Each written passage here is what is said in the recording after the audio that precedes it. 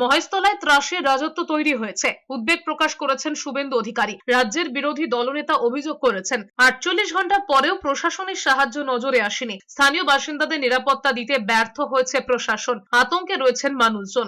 মহেশতলায় 163 ধারা জারি করে যেতে বাধা দেওয়া হয়েছে তাকে। শুভেন্দু অধিকারী আরো বলেছেন, সোমবার কলকাতা হাইকোর্টে মামলার শুনানি হবে, তারপরেই হয়তো মোথাবাড়ি সন্দেশখালীর মতো মহেশতলাতেও যেতে পারবেন, ক্ষতিগ্রস্তদের পাশে দাঁড়াতে পারবেন।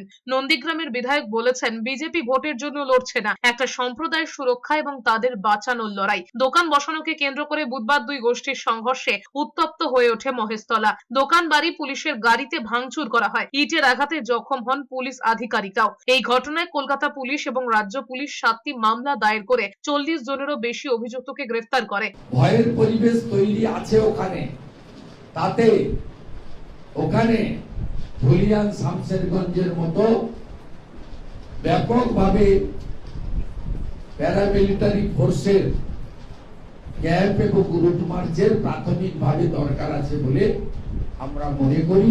নিরাপত্তা এবং তাদের যে ভয়ের পরিবেশ কাজ করছে এটা কাটানোর জন্য আদালত ধুলিয়ান শামশেরগঞ্জের মতো এখানেও এগিয়ে আসবেন।